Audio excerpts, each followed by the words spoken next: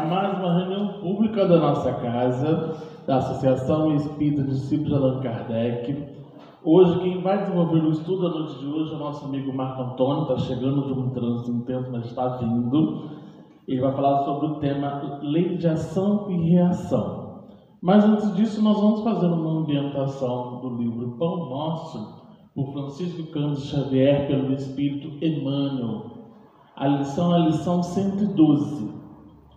Tabernáculos eternos.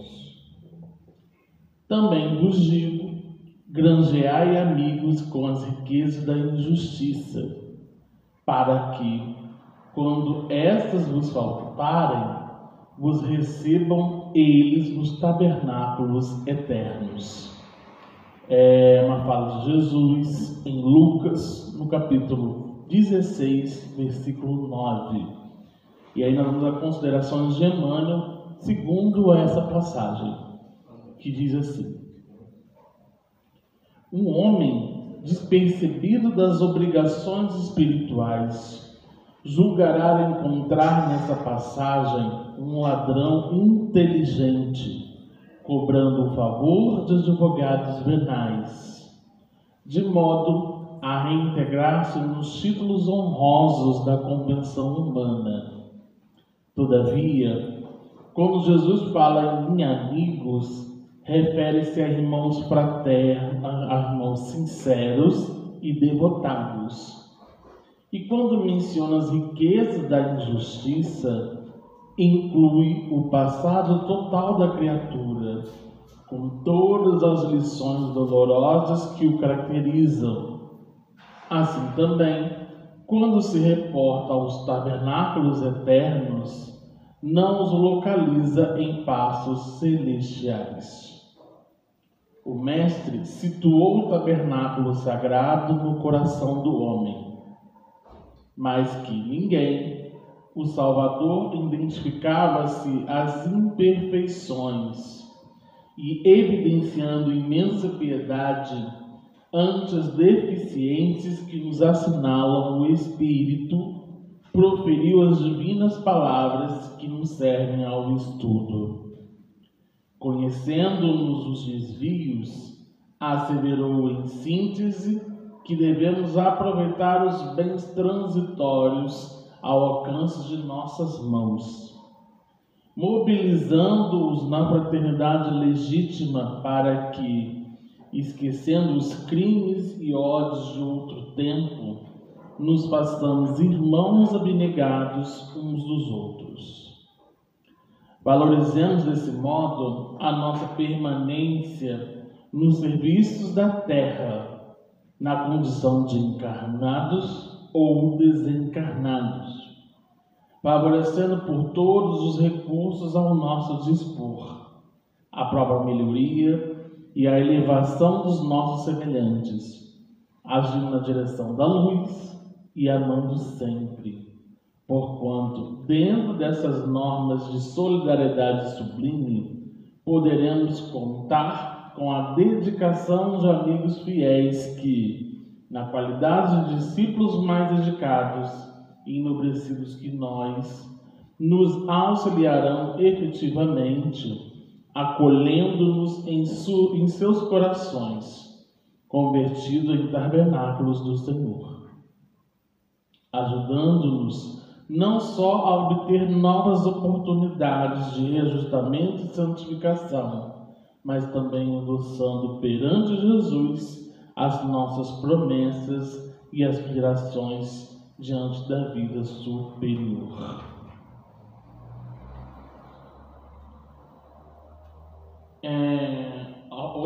A página que foi lida no domingo foi uma página que falava sobre amizade, né? Granjeai amigos, obtenha amigos, né? E ele dá uma continuação dessa página, Emmanuel, na lição 112, falando para a gente de que ele até reforça, né? Ele coloca aqui como amigos são irmãos. Ele coloca aqui, quando Jesus fala de amigos, referimos a irmãos sinceros e devotados. E aí, quando ele fala da riqueza da injustiça, inclui o nosso passado.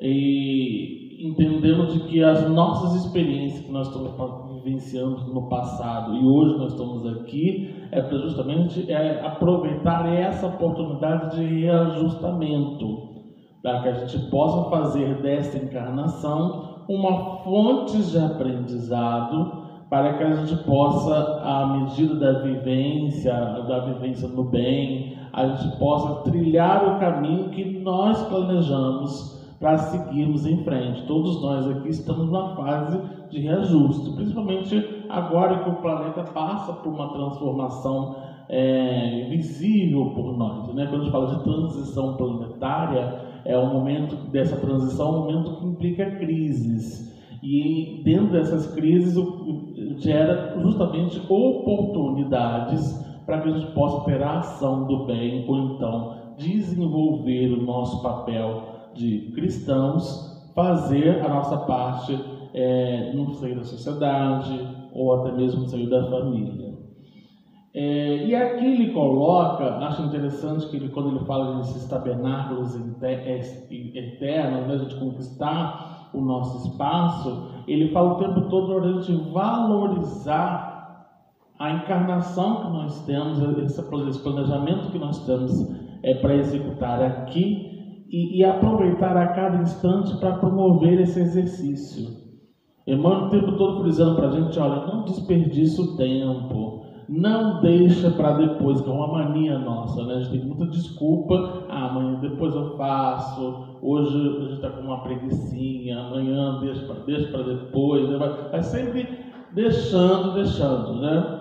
Lembrando que quando a gente fala de provas e expiações, a provas o tempo todo é o quê? É um teste, né? As oportunidades vêm e a gente vai colocar isso em prática, da nossa maneira, para fazer esse exercício.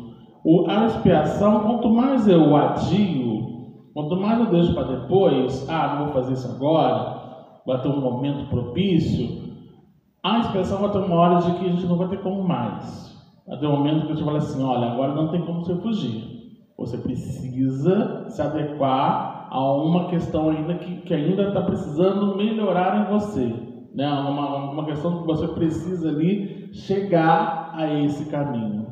Então, quando ele fala desse tabernáculo, ele fala muito bem disso, a gente valorizar desse modo a nossa permanência no serviço da terra.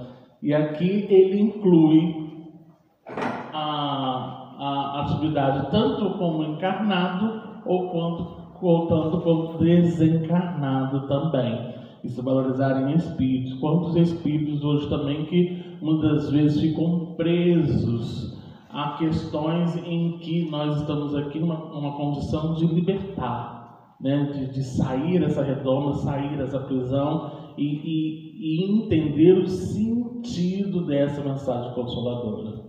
Então, Emmanuel ele traz para a gente nessa página uma fonte de que a gente precisa valorizar a cada instante que nós estamos aqui de aprendizado para colocar em exercício e entender essa fonte do Evangelho como um grande exercício ali de transformação da qual todo mundo aqui está passando, né?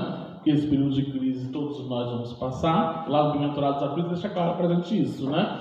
A gente tem os dois caminhos, o caminho da dor, que é inevitável, todo mundo vai passar. Mas tem o caminho do sofrimento, que esse caminho é um caminho que a gente escolhe. Então, se a gente está sofrendo, é porque eu escolhi sofrer. Eu não preciso ficar sofrendo. Eu posso muito bem sair dessa energia de sofrimento. E por que a gente sofre? Porque a gente reclama, porque a gente não está satisfeito.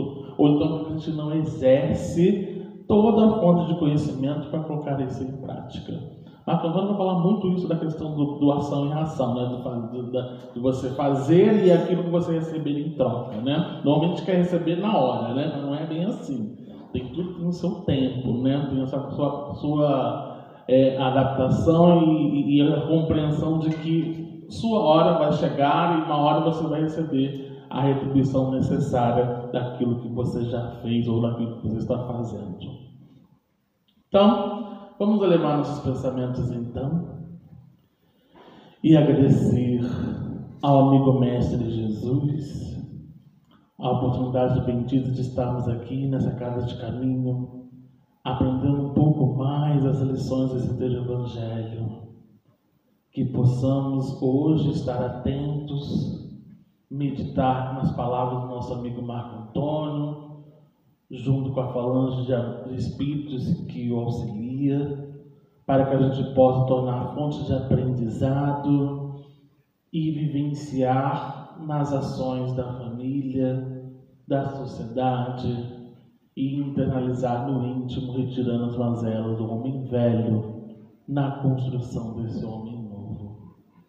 Pedimos amparo e proteção a todos os trabalhadores e frequentadores dessa casa, a comunidade que nos abriga, e em especial também aqueles espíritos que passam por dificuldades, provações, sofrimentos, que a gente possa, na medida que a gente revela ou então divulga a mensagem do Cristo, que a gente possa internalizar em nossos corações e dar a ferramenta do consolo para caminharmos juntos ao compromisso firmado desse planeta em regeneração.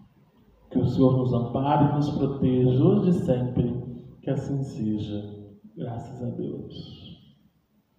Então nós vamos passar a palavra para o amigo Marco Antônio, que ele vai falar com a gente sobre a lei de ação e reação. Você, amigo.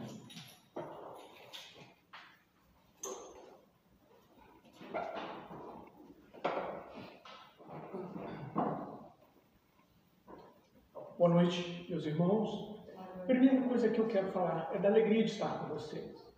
Nós podemos estar juntos buscando no Evangelho o alimento de que tanto nós todos precisamos. Olhamos o nosso mundo hoje e vemos o quanto ele está sofrido e necessitado mais do que nunca dos ensinamentos de nosso Senhor Jesus Cristo.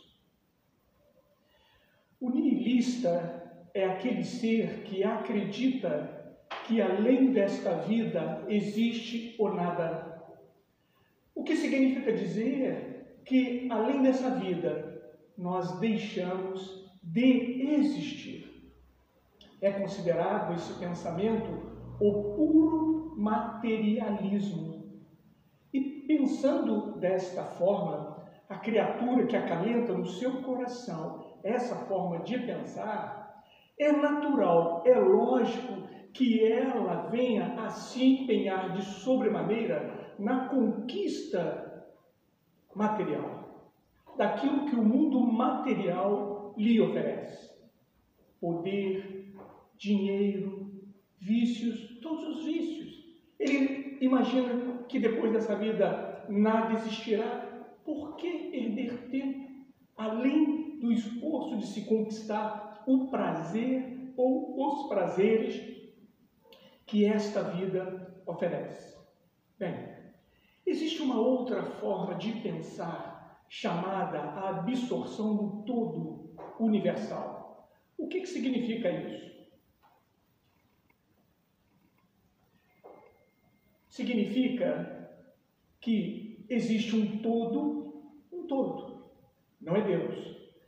Quando nós nascemos, nós vamos lá nesse todo e tiramos uma parcela que irá compor a nossa alma. Teremos o desenvolvimento do sentimento, da inteligência, amealhamos novos valores ao longo desta vida, e quando nós morremos, essa parcela, ou a nossa alma, volta para esse todo universal. Eles alegam, aqueles que assim pensam, que eles não são materialistas. E realmente não são, porque eles já oferecem alguma coisa além do nada. Mas as consequências são exatamente as mesmas do nihilista. Por quê? Nós deixamos também de existir. Individualmente, nós deixamos de existir. E não é concebível imaginarmos que vamos... É a canetinha. Ah, tá aqui, ó. Aqui é a canetinha. Não é possível imaginar que tudo aquilo que nós nos esforçamos para conquistar em uma existência, nós vamos simplesmente perder. fruto do nosso trabalho, do nosso esforço, o amor de uma mãe, de um pai, o amor do esposo, de uma esposa, os amigos vão esquecer, vão deixar de existir. Não é concebível essa maneira, uma simples e rápida análise. Existe também uma terceira forma de pensar, chamada o panteísmo. O que é o panteísmo? Pode pagar.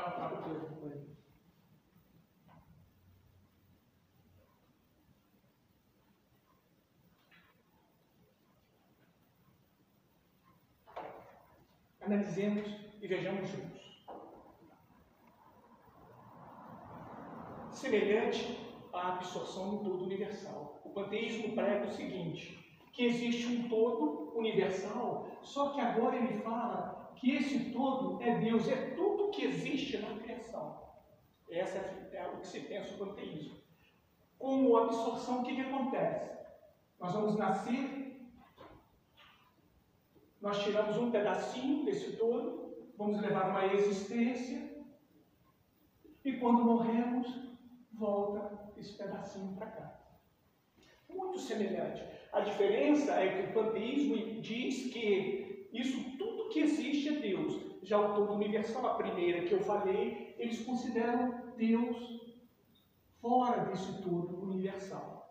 Mas as duas são de consequências iguais ao niilismo, que é o chamado puro materialismo.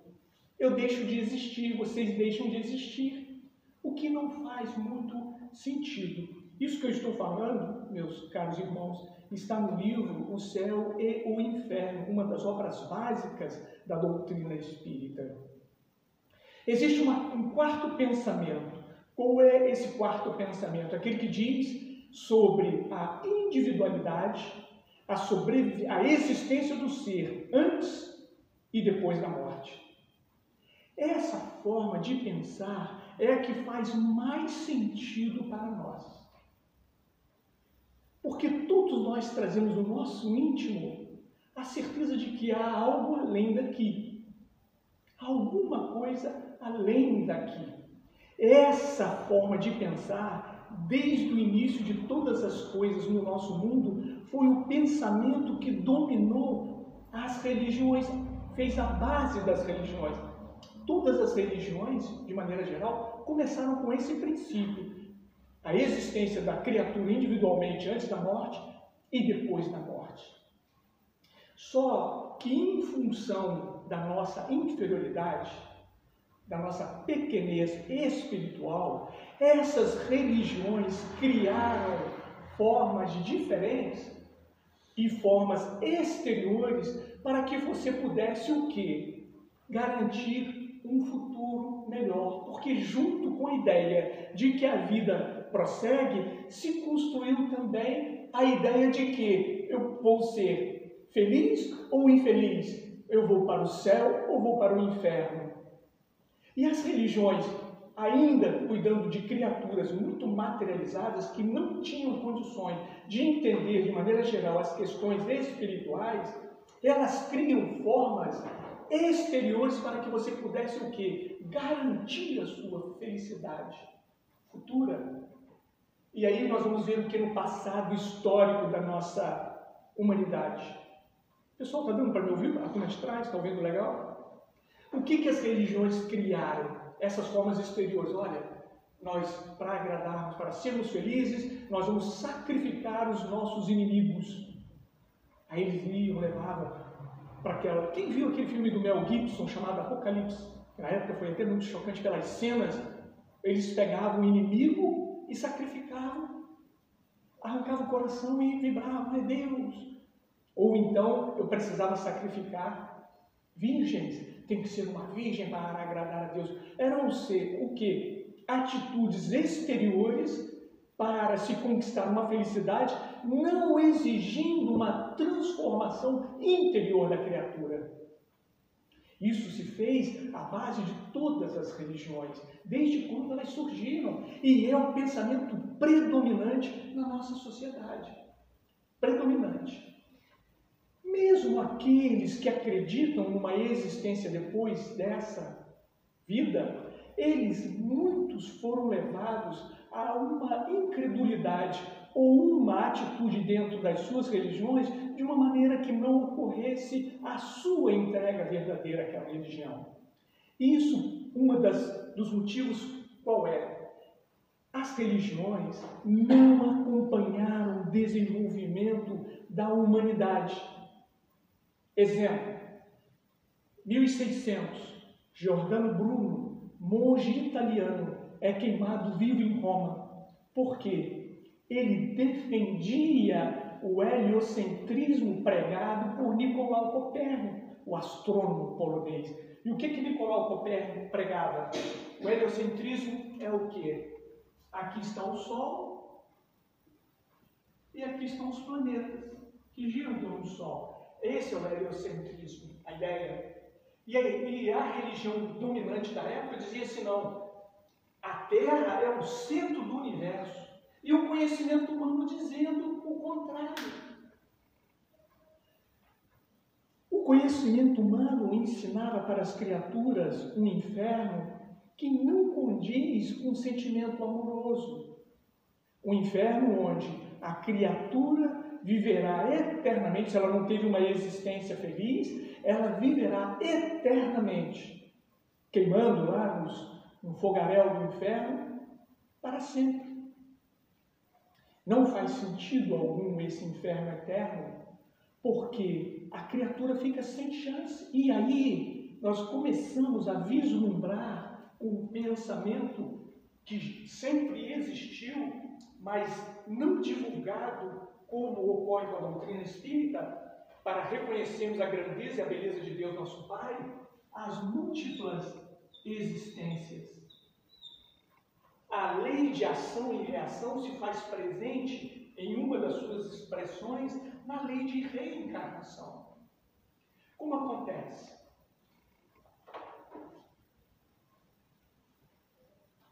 Vejamos bem, meus caros irmãos. Nós, antes de estarmos aqui, todos nós somos espíritos milenares, já com várias existências. Nós viemos de várias experiências, sabe lá quantas nós aqui já vivemos, ou em outros mundos. Hoje sabemos dessa realidade de maneira inquestionável através da doutrina espírita. O homem ainda, através da ciência oficial, procura descobrir vidas em outro planeta. Mas a doutrina espírita corrobora isso de uma maneira cabal. Temos a mensagem de Maria, a mãe do Francisco Cândido Xavier, tem um livrinho dela, fininho, chamado Cartas de Maria, se não me falha a memória, esse é o nome. Esse livrinho, ela narra a visita que ela fez em Saturno, Júpiter e Marte. O irmão X, que é conhecido também como o nosso querido Humberto de Campos, esse aqui é um dos livros dele, o irmão X narra em um dos seus livros, um capítulo, a viagem que ele fez ao nosso vizinho Marte. E ele relata a superioridade da humanidade que lá vive. Então isso sempre existiu, mas era negado pela nossa ignorância. Bem, tivemos as nossas várias existências, se decidiu pela nossa reencarnação atual. Quando nós chegamos aqui nesse ponto, que decidimos e fazemos um plano junto com os nossos benfeitores de uma nova existência, estará nesse ponto todo o conjunto das nossas ações, tudo o que nós fizemos, e estaremos nessa vida agora a reação dessa experiência passadas. E nessa existência, enquanto colhemos os frutos do que fizemos até então, nós estamos também já elaborando a nossa ação para quando nós fizermos o retorno, estaremos aqui colhendo a reação das nossas existências. O que ocorre com muitos dos nossos irmãos? Eles não tendo esse conhecimento dessa lei de reação, eles vivem de qualquer maneira, longe das leis de Deus. A pergunta 614 do Livro dos Espíritos, na sua parte 3ª, Kardec pergunta assim aos espíritos superiores: que você deve entender das leis naturais? O que eles respondem? As leis naturais são as leis de Deus. Olha só o que eles respondem. As leis naturais são as leis de Deus, a única verdadeira para a felicidade do homem. Indica-lhe o que deve fazer ou deixar de fazer, e nós só somos infelizes porque nos afastamos dela. Só por isso. E mais um pouquinho à frente, há uma outra belíssima pergunta que Kardec faz assim aos espíritos superiores, mais ou menos assim: qual o modelo mais perfeito que Deus ofertou ao homem? Nesse capítulo das leis, e eles respondem magnificamente: Jesus. Viver os ensinamentos de Jesus significa termos ações que irão redundar em reações felizes para nós. E muitos não conseguem ver isso. Por quê? Como eles não conseguem, muitos irmãos não conseguem ter essa certeza da imortalidade, de como é lá na outra existência, como é que vai ser depois do outro lado. Ele se lança na tua vida vivendo da melhor maneira que ele pode. Eu tenho um querido irmão de jornada, um querido amigo, trabalhamos muitos anos juntos, e ele, recentemente, deve ter uns 3 meses, eu encontrei, mais ou menos 2 meses, eu saindo da CSN, eu encontrei com ele na vila, com a esposa dele. Aí chegando na esposa dele: como vai você? Tudo bem? Ah, Marquinhos, não está muito bem não. Eu falei: por quê? Ah, o Roberto, ele está um desespero. A mãezinha dele estava internada no hospital com câncer há mais de 90 anos em estado terminal. Ele chega lá, ele chora. Os vizinhos do quarto do hospital até pediram para eu não levá-lo, porque ele entra em desespero, e a mãe dele fica vendo ele chorando. Aí a mãe dele fica assim: ô Alberto, por que você está chorando, Alberto? Porque você, tadinha, vendo aquela situação, né? Aí ele frequentou o centro espírita Sírio em Deus na Vila Brasil um tempo conosco lá. Aí eu falei: puxa vida, vou fazer um contato. Eu fiz um contato. Falei: irmão, o que está acontecendo? Poxa, que sua mãe, como é que está? Aí ele mandou uma mensagem escrita para mim. Falei assim: Marquinho, todo o meu sofrimento é porque eu não sei como que é a vida do outro lado, eu não tenho essa certeza. Ele não conseguiu construir essa certeza. E daí o desespero. Ele acha que nunca mais vai ver a mãe dele, que ele tanto ama. E ele acha, pode estar achando talvez: olha, eu não sei se ela vai para o céu, vai para o inferno, e aí, nós vamos nos separar? Qual mãe vai ficar no céu vendo o seu filho no inferno? Ou no purgatório, conforme as religiões há séculos vêm ensinando para nós? Qual mãe vai ficar lá em paz? Nenhuma. Ela fala assim: não, eu vou para o inferno também. A que ama vai dizer sim. Eu vou ficar com quem eu amo. Então esses ensinamentos que tivemos até então, e que a doutrina espírita mostra exatamente para nós de onde nós viemos, o que fazemos aqui, para onde nós vamos, e o que eu preciso fazer, cada um de nós precisa fazer para ser feliz, meus irmãos. Não é para quando nós vamos morrer, não. É para ser feliz agora. Nós fomos criados para sermos felizes. Aí um outro pode pensar assim: mas olha só, tantas dificuldades, tantas lutas. Sim, ninguém está nesse mundo livre das suas lutas, todos nós, sem exceção. Uma hora você perde emprego, a outra hora é filho que fica doente, outra hora é o sogro que está com câncer, e uma série de coisas. O que nós temos que fazer? Mudar a nossa maneira de enxergar essas questões. É isso que precisamos fazer. E mesmo nas tempestades que Deus nos dá através das experiências, nós podemos ser felizes se tivermos a conduta correta. Separei da minha esposa, eu não consegui mais viver com ela. Paciência, vamos tentar, vamos seguir em frente, mas da melhor maneira possível. Isso é que nós precisamos fazer. Então, as nossas existências atuais, a nossa vida a todo instante, estejamos aqui no mundo espiritual, estejamos aqui nas existências materiais, estejamos aqui de retorno à verdadeira vida, tudo vai ser uma reação daquilo que nós fizemos. Não é Deus que é ruim. Não, nós estamos colhendo os frutos daquilo que nós fizemos. E é muito difícil para aqueles que não conseguem enxergar através da sua religião os verdadeiros valores e se lançam na conquista dos bens materiais. A figura inesquecível de Jesus já sabia que nós iríamos deturpar os seus ensinos. E ele, sabendo disso, eu não sei se vocês sabem detalhes dessa questão. Nós achamos no Evangelho segundo o Espiritismo uma passagem que trata das muitas existências.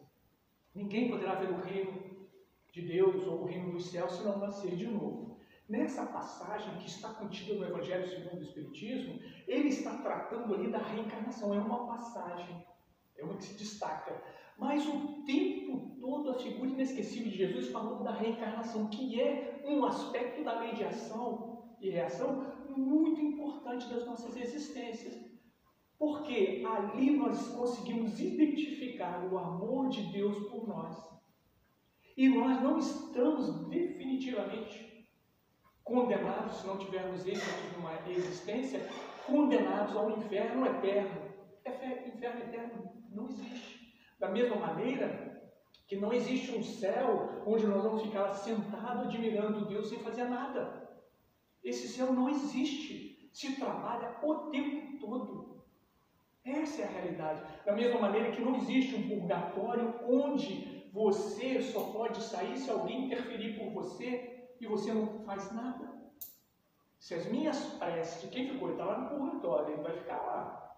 Ele não foi bom o suficiente para ir para o céu e não foi tão ruim para ir para o inferno. Aí criaram o purgatório. O purgatório, a criatura fica lá, o espírito fica lá e ele só sai se eu interceder por ele. É uma ideia totalmente equivocada. Se a criatura não precisa se esforçar para mudar, ela não vai mudar. Ela vai continuar tendo o quê? As atitudes exteriores de quem está de acordo com as leis de Deus. E para enfatizar ainda mais isso, nós tivemos logo no início do cristianismo que nascia no ano 185, nasce Orígenes de Alexandria. Ele vai desencarnar no ano 254.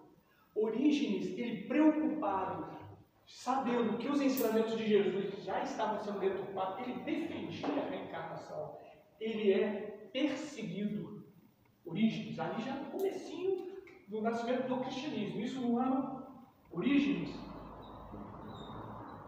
é um dos que se destacaram, já tentando, vislumbrando aquilo que Jesus já sabia que iria ocorrer. Por causa da nossa inferioridade, nós iríamos adaptar a religião para continuar vivendo os nossos vícios. A nossa inferioridade de querer dominar o mundo, querer dominar as pessoas, escravizar as pessoas e viver de qualquer jeito, sem responsabilidade de nada. Orígenes, ele nasce no ano 185 e desencarna no ano 254. Logo depois dele vai nascer no ano 256. Olha só, isso é depois da vida de Jesus. Nós vamos ter o Ário. O Ário, ele também vai ser perseguido pelo cristianismo. Ele vai ser considerado herege. Olha o que o Ário pregava. Ele dizia assim, ó. Ário pregava que Jesus teria praticado os seus atos de amor também em outros mundos. O que a doutrina espírita nos ensina. Pois uma só existência não seria suficiente para alcançar a divindade. Ou uma só existência não é suficiente para nós nos tornarmos um Einstein. Por que o Einstein chega aqui e tantos outros sábios da ciência com tanto conhecimento? Uma existência? Assim não faz sentido, não é lógico. Assim, Ário desenvolvia conceitos de reencarnação aqui na Terra e em outros mundos. Nós vamos ter aqui o Ário. O Ário vai ser perseguido, ele desencarna no ano 336. Nós vamos ter um concílio, muito conhecido esse concílio, de Nicéia, no ano 325. Nós vamos ter um concílio de Constantinopla, chamado Constantinopla I, no ano de 381. E vamos ter um terceiro concílio, chamado de Constantinopla II, no ano de 553, tudo depois da vinda de nosso Senhor Jesus Cristo, nosso Mestre. Esses concílios vão banir das bases do cristianismo que nascia a reencarnação. Eles não vão aceitar, porque eles criaram uma série de coisas para que pudessem o quê? Continuar dominando as pessoas. Lembram da passagem de Jesus: conhecereis a verdade vos libertará. Essa é a nossa verdade. Por isso que a doutrina espírita é tão combatida pelos nossos irmãos do outro lado da vida. Hoje a gente não vê tanto combate como ocorreu no início da doutrina espírita, como ocorreu lá na Espanha, quando queimaram uma quantidade enorme de livros espíritas, na época de Kardec, pouco depois, por ali, por aquela época. Hoje nós não vemos tanto isso, aqui aparente, mas vemos sutilmente os nossos irmãos do outro lado da vida se organizados para que a doutrina espírita não avance. Porque ela revive os ensinamentos primitivos do Mestre inesquecível, restituindo a sua grandeza e a sua beleza. Mas isso não faz de nós criaturas diferentes. Muito pelo contrário, nos tornamos ainda mais responsáveis por estarmos nas suas fileiras e recebermos todos esses conhecimentos e não fazermos as mudanças interiores que precisamos. Esses nossos irmãos, o Ário, o Orígenes, que começaram um pouco mais no ano, torno do ano 1182, por ali, nós vamos ter quem no nosso mundo, chamado pelo próprio Mestre Jesus para reencarnar e poder restituir os seus ensinamentos, o seu evangelho que se perdia. Francisco de Assis, que foi o apóstolo João. Ele fala: João, preciso de você para que você venha restituir o meu evangelho. Eles estão se perdendo. E o Francisco de Assis, que foi o João, o apóstolo, vai nascer em que condição? Ali, pertinho do período das cruzadas. Ele vai estar naquele período para depois se estabelecer o que é a Inquisição.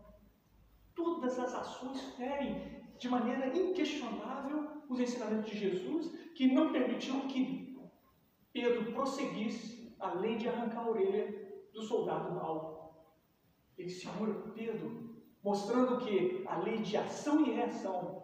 Pedro, olha, quem com a espada fere, com a espada será ferido. E o mestre sabia disso. Um pouco mais à frente, aí vem Francisco de Assis.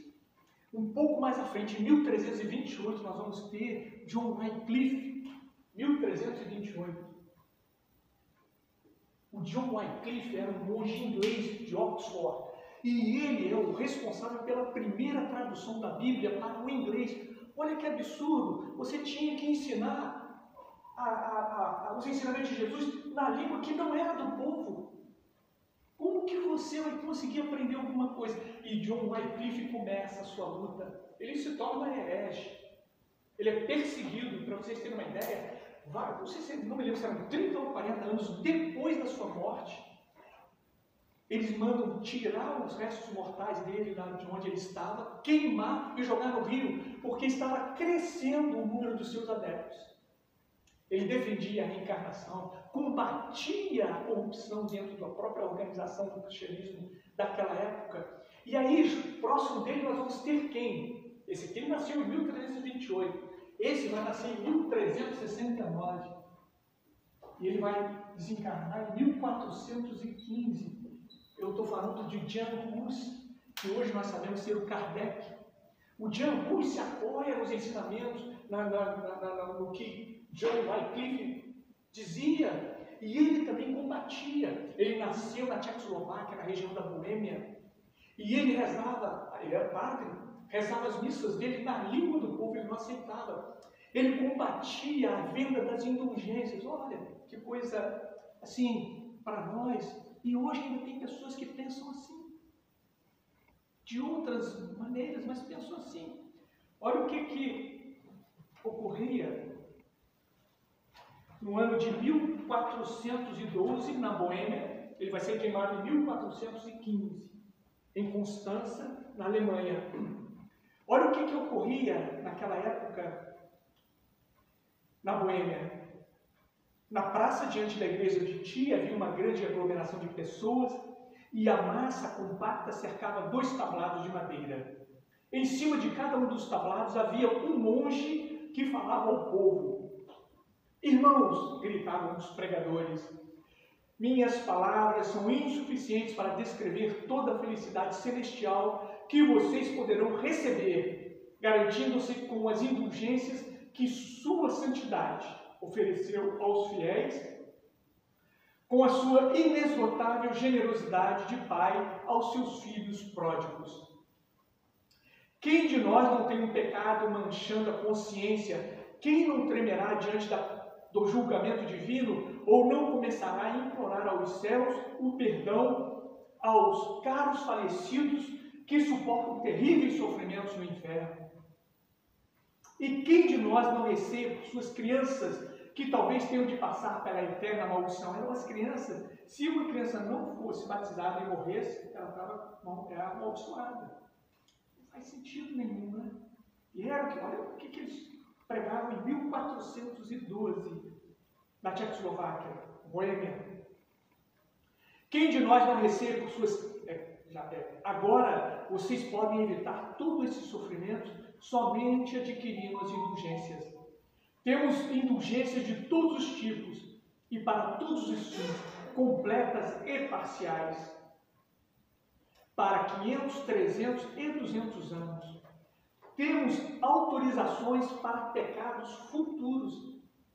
Olha só, eu poderia cometer um pecado. Eu falo assim, olha, eu vou comprar uma indulgência porque eu vou cometer uns errozinhos aí, hein? E vou comprar e vou para o céu. Aí o que nos leva a esse pensamento?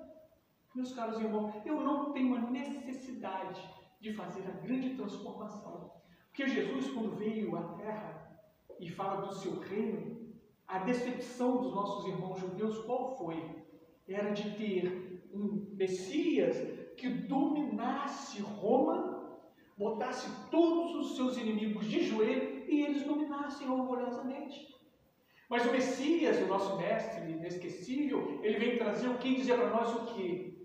O reino que eu estou trazendo é instalar dentro do coração de cada criatura. Não era sair pela espada e exércitos e sair conquistando, não. Era fazer essa conquista no coração de cada um de nós. Aprendermos a amar, acima de tudo, a Deus. Amar os nossos semelhantes. E aprendemos a amarmos a nós mesmos.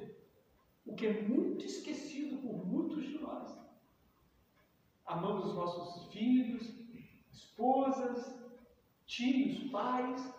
Perdoamos às vezes um amigo que erra conosco, mas não nos perdoamos. Não conseguimos praticar o alto amor, o alto perdão. E aí muitas das vezes permitimos o quê? Que a culpa se transforme num dos piores carrascos da criatura. E ali, nesses sentimentos de culpa, por erros que cometemos, é ali que se penetra as entidades infelizes para que possam estabelecer os seus processos obsessivos e levar um desequilíbrio aonde eles puderem. Precisamos aprender a nos amar. E olha o que eles continuam dizendo naquela época. Temos indulgências para altos senhores e para pobres, pois todos podem evitar os sofrimentos de outro mundo. Até aqueles que já estão a caminho da morte podem tranquilamente aparecer diante dos portões do céu. E São Pedro, ao ler as suas indulgências, nem vai lhes perguntar sobre seus pecados, abrindo-lhes simplesmente as portas do céu. O que contradiz, o que não faz sentido e lógica nenhuma. Nenhuma. A lei de ação e reação é uma coisa maravilhosa, porque se cometi nessa existência erros, eu tenho a oportunidade de vir fazer o meu caminho mais à frente. Ninguém está condenado eternamente ao inferno. Obviamente que na espiritualidade existem os locais de sofrimento, mas não são eternos. As criaturas se juntam por afinidade, mas estabeleceu-se um padrão vibratório. A criatura se arrependeu, ela é socorrida. Quem lembra do nosso filme Nosso Lar, ou quem lê o livro Nosso Lar, vai encontrar André Luiz sendo socorrido depois de 5 anos quando ele se arrepende e faz uma prece de consentimento, pedindo socorro. Aí aquela nuvenzinha lá, né? Aquela neblinazinha se abre e vem um clareço com 2 padioleiros, colocam ele e levam. E isso que acontece. O sofrimento só é necessário quando nós ainda não nos curvamos diante das leis de Deus. Toda essa reação, ação e reação, ela não precisa ser a base do sofrimento. Ela acontece pela nossa revolta, pela nossa insistência em não viver essas leis de Deus. Olha que interessante que o irmão X, quando Jesus chama João e Tiago para ser os dois, né, serem seus discípulos para a divulgação do Evangelho, eles ficam com uma alegria danada. João era muito jovem, quase um adolescente. E eles chegam em casa, na casa da mãe dele, e falam: mãe, aí conta o que aconteceu. O Jesus me chamou. E a mãe dele Salomé havia assistido uma pregação anterior do mestre inesquecível. E eles, quando Jesus nos chama, parecia que eram almas que se encontraram, amigos que se encontraram. Porque, obviamente, meus queridos irmãos, tudo aquilo que ocorreu não foi por acaso. Tudo foi programado. Cada espírito, cada discípulo de Jesus foi todo muito preparado para aquilo, para aquela experiência sublime. Então, quando Jesus chama os dois ficam na alegria, parece que ficaram magnetizados. Parece que eu estou encontrando alguém que eu já conheço e ficaram muito felizes. E chegam em casa levando aquela felicidade. A mãe dele fica: ué, mas um novo reino? Então eu tenho que ir lá falar com Jesus para botar uma esquerda e direita. Tem essa passagem no Evangelho. Não sei se vocês se lembram. Aí quando ela vai lá, Jesus fala assim: olha, quem vai definir isso é meu pai. Aí ela volta para casa e fala com o seu marido, Zebedeu. Aí Zebedeu conta a história. Zebedeu vai lá conversar com Jesus para saber. Jesus fala coisas lindíssimas que está aqui nesse capítulo do nosso querido Humberto de Campos, pelas mãos luminosas de Francisco Cândido Xavier. E olha da lei de reencarnação que ele fala, que bonito. Entre linhas, mas ele diz assim: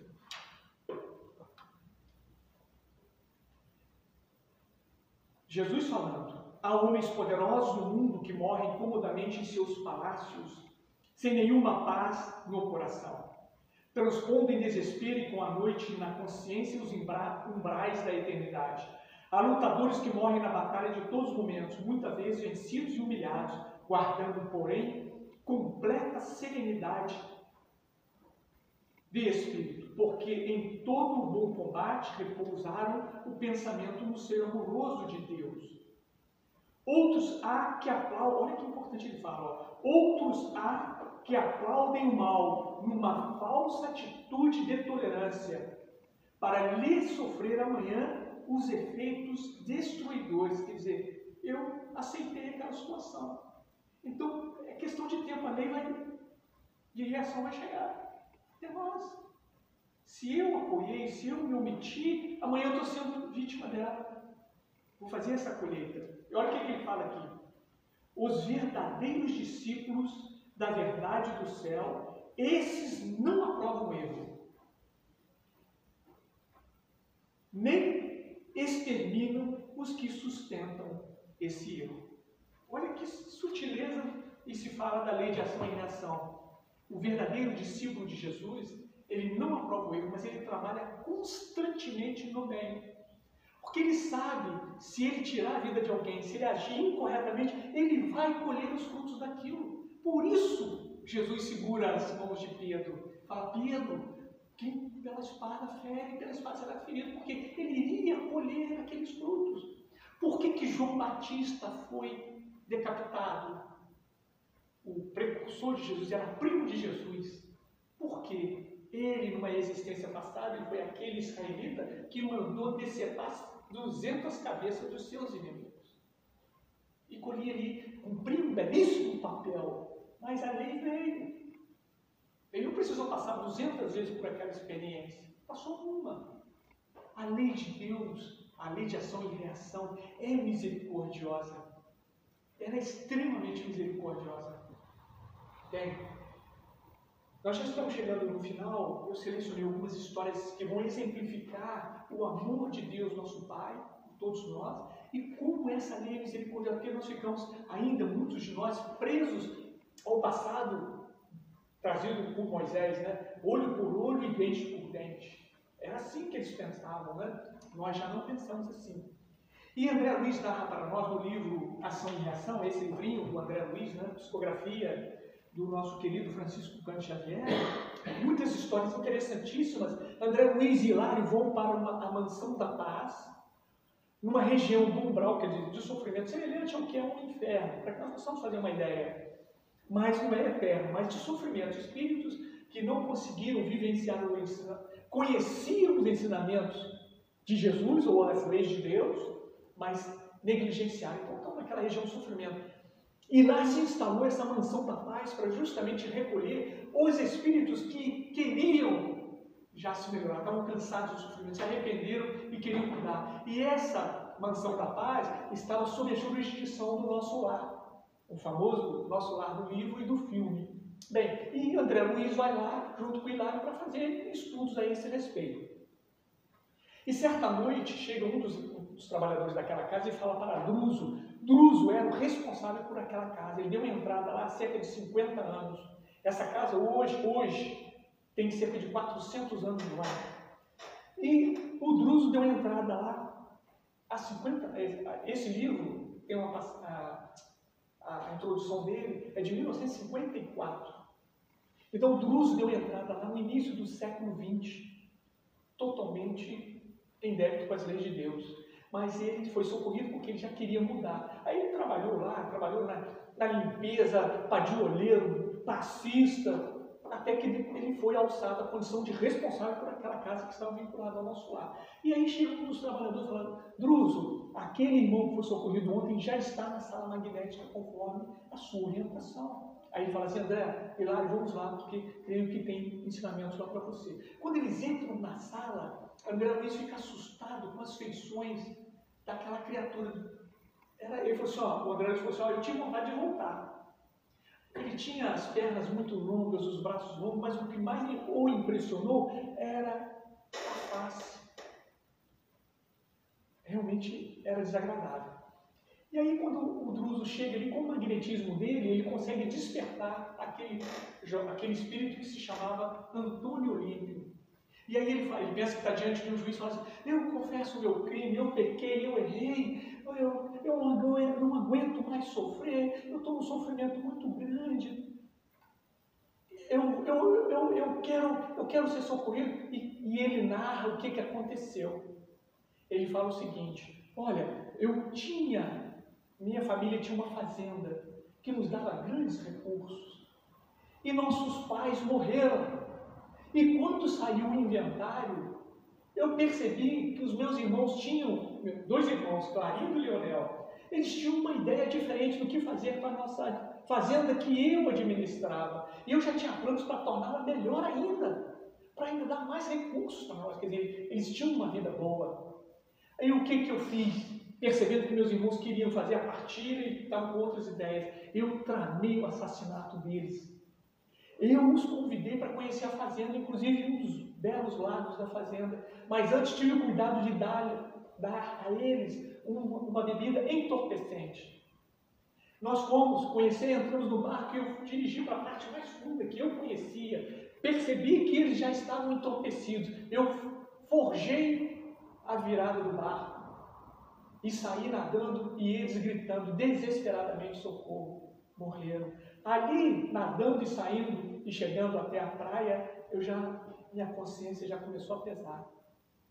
E assim fui, levei a minha existência, mas de vez em quando eu lembrava deles. A fazenda prosperou e eu tinha a minha esposa chamada Alzira e um filho pequeno, mas a Alzira não sabia do que eu fiz. E a sociedade achou que tudo era correto, que eu estava certo, eu era um homem reconhecido pela minha sociedade, acreditava na minha história. Procurei Alzira, 6 anos depois desse fato, a Alzira enlouquece. E ela vai e pula no mesmo lago e morre.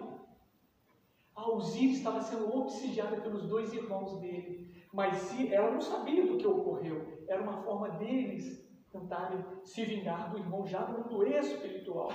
Então ele já colhia os frutos daquela atitude. E ele relata assim, ele vai relatando assim, olha, eu nunca fui feliz. Ele tinha aparência de felicidade. E eu fico pensando, quantas pessoas nas redes sociais, nessas conversas, tudo que você vê, ele fala, quantas pessoas não são assim? Passa para você uma aparência de felicidade e são extremamente infelizes. E ele fala, olha, aí comecei a viajar, a usina morreu, a propriedade prosperava, eu viajava para o exterior, tentando amortecer minha consciência, mas eu nunca fui feliz. O filho dele vai crescendo e ele chega o dia de fazer a grande viagem, né? A grande viagem que todos nós vamos fazer, né? E aí ele fala que quando ele aporta no mundo espiritual, quando ele está ali, os irmãos já pegam ele. E aí já começa anos a filho sendo morto, até aquele momento que ele foi socorrido. Aí ele fala assim, olha, eu não aguento mais sofrer. E aí Druso faz o seguinte plano, olha, nós vamos tratar dele que ocorreu por cerca de 2 anos e meio. A Alzira, a esposa que estava num patamar diferenciado da evolução acima deles, vai renascer também e vai casar com ele. Eles estarão juntos. E o Antônio Olímpio vai nascer aonde o filho dele hoje ainda tem a fazenda. Porque dessa forma, nós vamos fazer com que os 2 irmãos venham a se tornar seus filhos e ele vai, com essa ação, poder devolver a vida aos irmãos que ele tirou e devolver a propriedade. Olha que beleza as leis de Deus. E quanta negligência muitos de nós fazemos das nossas vidas.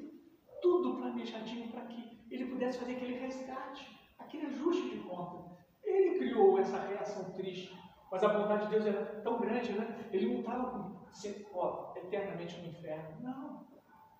E aí, sob a orientação de Sâncio, que era o ministro da regeneração, fala para ele assim, olha, nós vamos fazer isso sim, mas eu queria ouvir o que a Alzira tem a dizer. Aí ela se materializa lá na cidade, na Mansão da Paz, junto com o Sâncio, que já estava lá. E ela fala que a coisa mais feliz que ela queria era isso mesmo, para ela poder resgatar, tirar do sofrimento a família toda. Inclusive o filho, hoje, naquele momento, era obsidiado pelos tios. E ele estava tão materializado, assim, interessado nas questões materiais, ele já era muito rico, que a própria família passava necessidade porque ele tinha medo de gastar dinheiro. E a Alzira fala assim, nós precisamos ajudar todos. E aí o Sâncio fala assim, Druso, mas nós temos um problema. Qual o problema? É fazer com que os irmãos dele, aqui no mundo espiritual, fiquem sensíveis a esse nosso plano. Porque desde quando a Alzira retorna ao mundo, o Antônio Olímpio voltou e a Alzira tentou ajudá-lo de todas as maneiras. Os irmãos não queriam vê-lo nem pintado de ouro, queriam atrapalhar a vingança dele. E aí o que eu vou narrar para vocês agora, para encerrar o nosso encontro, é quando a Alzira encontra os 2 no mundo espiritual e combinam o retorno, caracterizando assim a beleza da reencarnação, que é um dos aspectos da lei de ação e reação.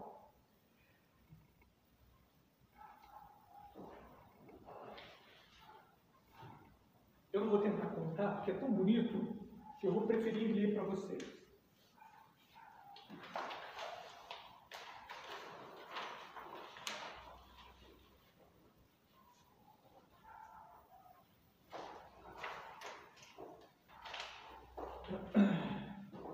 No mundo espiritual, Silas, que foi incumbido, e juntamente com André Luiz Hilário, que fizeram todo esse trabalho para destruir a aversão dos 2 irmãos Clarindo e Leonel para com a Alzira, que ia recebê-los como filhos, e é exatamente fizeram um trabalho, até que chega nesse ponto que eu vou começar a ler.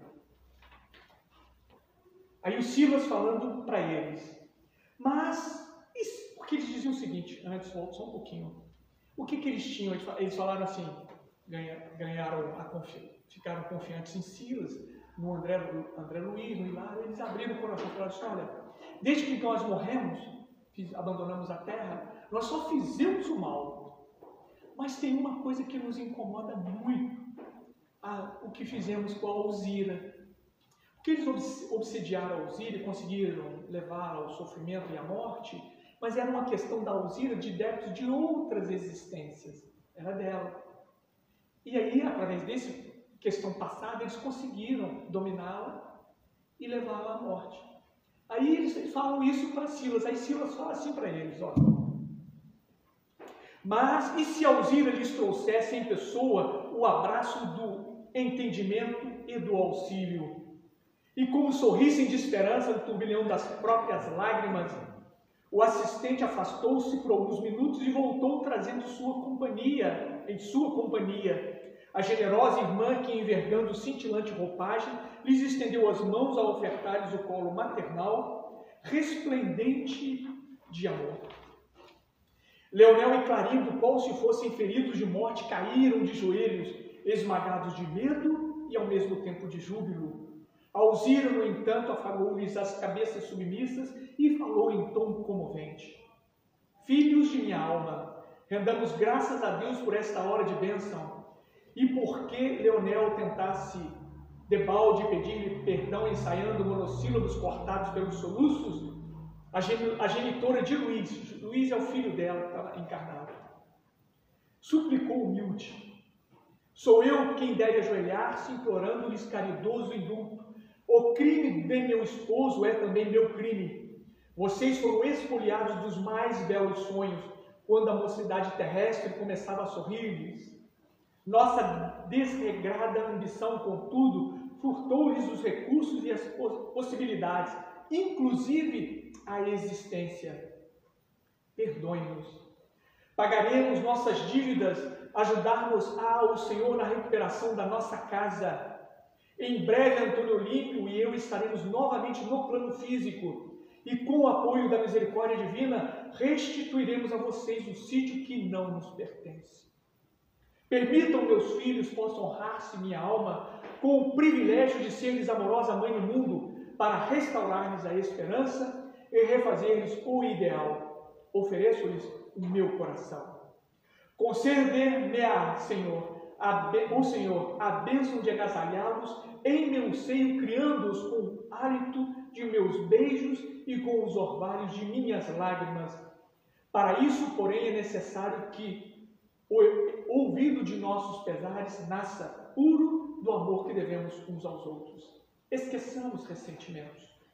Filhos queridos, sabe Jesus que desejo conchegá-los de encontro ao meu peito e guardá-los nos meus braços. Bonito, né? E é isso, meus queridos irmãos, que rege as nossas vidas a lei de ação-reação. Mas essa reação não precisa ser obrigatoriamente sofrimento.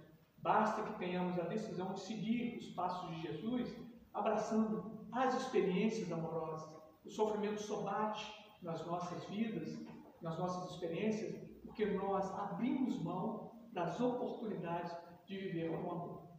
Desejo a vocês todos muita paz, um retorno para suas casas em paz, felizes, uma noite feliz e um dia amanhã muito feliz também.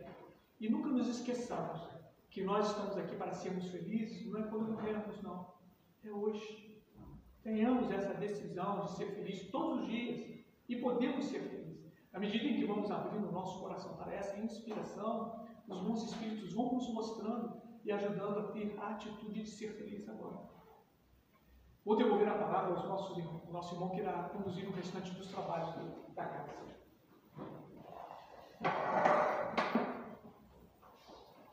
Agradecemos ao Marco Antônio, né, pelo aprendizado, bastante conteúdo para a gente se apropriar, né, libação e reação. Ele citou o nosso lar, né, lembrando que o nosso lar já está sendo rodado, a versão número 3, né, da terceira edição do filme, que vai falar do Obreiros e Vida Eterna. Então, ano que vem nós já temos aí 2 filmes em cartazes, né, que tem a trilha do Wagner Montes, né, que é o Nosso Lar 3, e também vai ter o Libertação, que é também uma outra obra de Chico também, que também está sendo rodado, divulgação para todo o movimento espírita e também para todo mundo que queira também entender, compreender um pouco desse ambiente da vida espiritual, né? Que a coleção do André Luiz fala da vida espiritual. Vamos a algumas divulgações. O Centro Espírita Caminho da Luz, ele completou esse mês, né, 70 anos de fundação, e eles estão trazendo na próxima semana o Lacordaire Fayad. Lacordaire é um psicólogo clínico de Mato Grosso. Ele já foi presidente da instituição da Federação Espírita de Mato Grosso. E ele fará um trabalho no sábado e no domingo, pela manhã, a partir das 9 horas. E ele vai falar sobre saúde mental e espiritual, né? Os temas que ele vai trabalhar é a cura espiritual da depressão, energia mental e processo saúde e doença. Então, bem interessante. Quem desejar, nós encaminhamos o link das inscrições nas nossas redes sociais. Então, quem desejar, só entrar em contato com a gente, que a gente passa o link para vocês sem problemas e fazer as inscrições para estarem lá, né? No próximo domingo, nós temos a palestra da Solange. Nós temos uma troca, tá? Seria o Ricardo, mas vai ser a Solange, que ela vai falar sobre o tema Perdoai para que Deus vos perdoe. E na próxima quarta-feira, aí sim o Ricardo vai vai falar sobre bem-aventurados os misericordiosos. Lembrando também que nós já anunciamos que na última quarta-feira, no dia 27, nós vamos fazer uma palestra comemorativa sobre Bezerra de Menezes, que é o aniversariante do mês. E quem vai estar falando aqui era o Luiz Carlos. E nesse dia nós vamos voltar a vender as pizzas fritas. Então, após a palestra, vai haver pizza frita no dia 27 de agosto. No dia 29, na sexta-feira dessa mesma semana, e aniversário do Bezerra de Menezes, nós vamos abrir a casa para um chá entre amigos. Então, nós vamos fazer um trabalho voltado para os trabalhadores, frequentadores da casa. Então, quem desejar vir, pode vir à vontade. Então, no dia 29, sexta-feira, nós vamos fazer um trabalho voltado ao público, tanto dos trabalhadores, mas como também dos frequentadores da casa também. Nós vamos começar a vender também, no dia 13 de setembro, nós vamos realizar uma noite de caldos. Então, nós vamos começar a vender os convites a partir dessa semana. Então, quem desejar, os convites, se não me engano, são R$20 o valor dos caldos, tá? Então, fica aí já programado para que a gente, no dia 13 de setembro, a gente faça esse evento, né? A gente está fazendo vários eventos, porque, como a gente informou no domingo, a diretoria dessa casa, ela encerra seu mandato em final de dezembro. A partir de janeiro entra uma nova constituição de uma nova diretoria. Então a gente tem algumas obras ainda a cumprir, algumas obras ainda a fechar. Vocês estão vendo que a calçada ali ainda falta o piso. A gente tem o desejo de fazer também uma cobertura do banheiro. Então nós estamos fazendo uma campanha de arrecadação de fundos envolvendo além também dos eventos. Então, quem é sócio da casa, nós lembramos de que a assembleia de eleição, o sócio ele precisa estar com a sua mensalidade em dia. Então, vai na secretaria e faça lá a composição dos seus acertos, né? E quem não é sócio e queira contribuir, nós temos também uma chave Pix, que vocês podem colaborar fazendo as doações também, para quem quiser auxiliar ali as nossas obras, para auxiliar na manutenção das atividades diárias da casa, né? Então fica todo mundo ali à vontade para contribuir. Quem desejar maiores informações, estamos à disposição, seja de quem está online ou até mesmo quem está aqui presencial, a gente está aqui à disposição a dirimir outras dúvidas, tá bom? Então vamos elevar nossos pensamentos ao alto e agradecer ao amigo mestre Jesus a oportunidade bendita que nós tivemos nessa noite de aprendizado, de reflexão e meditação dessa mensagem. que nós possamos, ao sair dessa instituição, colocarmos em prática e vivência através das ações em família, das ações em sociedade e nas ações do íntimo. E que possamos também contribuir com um compromisso de auxiliar na regeneração desse planeta, implantando a fonte do Evangelho a todas as criaturas. Que possamos iluminar e envolver a todos os trabalhadores, frequentadores que vêm até essa casa para esse despertamento íntimo. Possamos envolver também as nossas vibrações, a comunidade que nos abriga, a nossa cidade, o nosso estado, país e o mundo, para que possamos, nessa energia mental, nessa irradiação mental, levar o conforto e consolo necessário através da água pura do Evangelho, envolvendo os corações aflitos, aqueles espíritos em provações, que eles possam ser beneficiados para que a gente possa caminharmos juntos nesse compromisso firmado no auxílio da regeneração desse planeta. Que o Senhor nos ilumine e nos proteja hoje e sempre, que assim seja. Graças a Deus. Amigos, aqueles que desejarão paz, só aguardar que serão chamados, tá? Tenham todo mundo uma boa noite.